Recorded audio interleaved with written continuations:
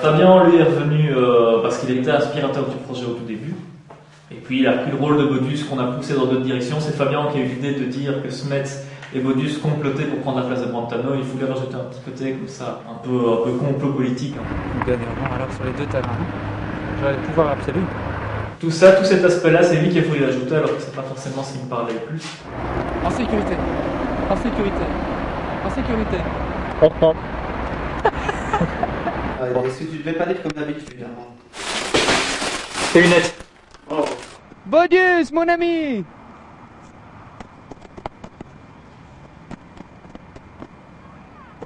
Il est combien? J'avais envie! Désolé, j'avais envie. Allez! Ah, s'il fait déjà ses caprices de star, mais on a une batterie, hein. Waouh. Tu me piques. Bonjour madame! 21h. En 97, Christophe m'a demandé de jouer un rôle d'un méchant avec Fabien, rôle que j'ai accepté volontiers. Il y a 3 ans, Christophe m'a téléphoné pour reprendre un rôle dans la suite. J'étais tout à fait d'accord, vu le travail qu'il avait fourni dans le numéro 1. Il était Brentano dans le premier, on avait décidé de se recentrer sur Brentano dans celui-ci. On lui a proposé et il a été immédiatement d'accord. Raphaël adore la caméra, d'ailleurs vous verrez pendant l'interview, ça se sent, il fait l'amour à la caméra comme qui dirait. Christophe m'a soumis le dialogue que j'ai eu un petit peu de mal à retenir, mais bon, c'est pour l'anecdote. Quoi que je fasse, je ne pouvais qu'aggraver les choses. Non, je ne pouvais pas aggraver les choses, bien au contraire. Quoi que je fasse, je ne pouvais qu'aggraver les choses. Quoi que je fasse, je ne pouvais pas aggraver le bazar. Pourquoi, à ton avis, mon oncle? Bien au contraire.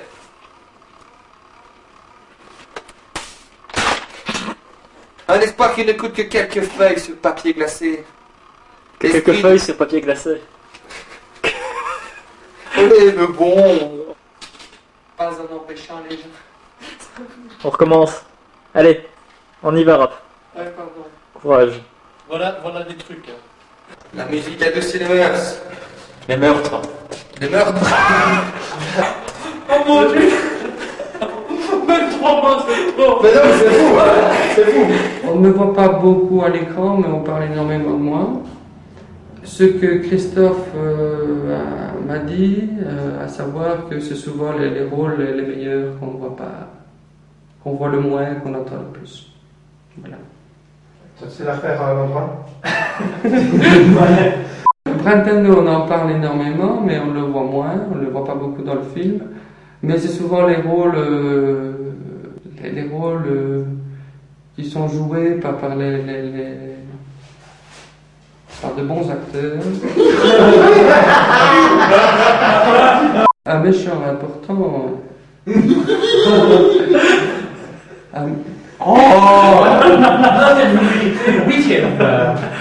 S'il vous plaît, s'il vous plaît. Ça recommence.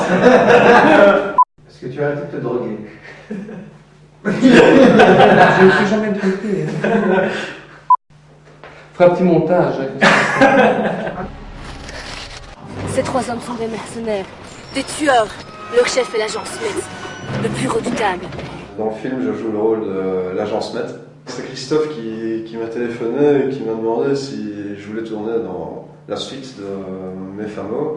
Il m'a dit ouais mais ça va être génial, il y aura des bagarres et tout ça. Alors j'ai dit ouais d'accord, ça va, on peut le faire. Et voilà quoi. Comme ça.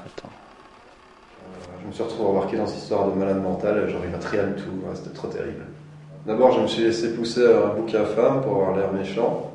J'ai commencé par des petites scènes où je suis mis simplement une certaine forme de figuration et petit à petit je suis entré dans le rôle.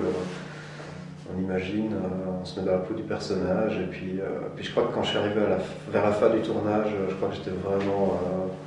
je me réveillais le matin, j'étais l'agent Smets quoi. Ça t'a fait mal là, ouais.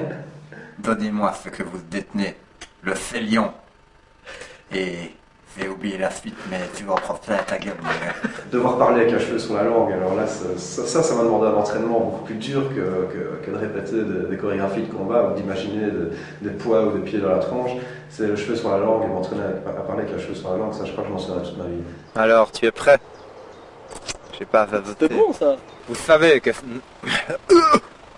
On reprend. Il y a une chose qui est sûre, c'est que je n'arrivais pas à garder mon calme et mon sérieux pendant le tournage, donc dès que j'avais une minute d'inactivité, je ne pouvais pas empêcher de faire le con, d'essayer le costume des autres, de chevaucher un ballet pendant le tournage de la scène finale.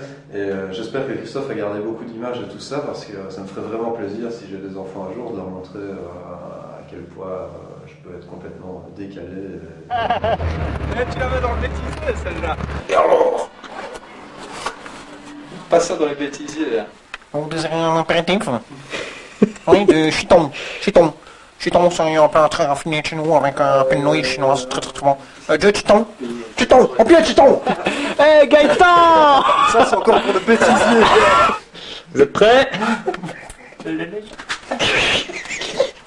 Tu coupes ça.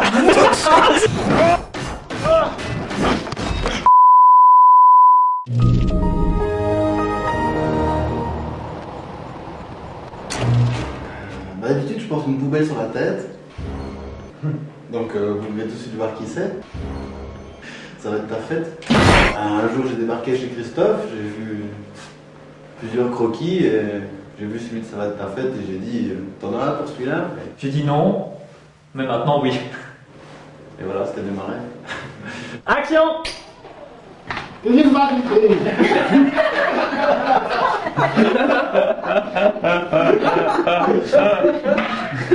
Voici l'arme de l'homme le plus armé du monde, avec la meilleure technologie existant sur cette terre.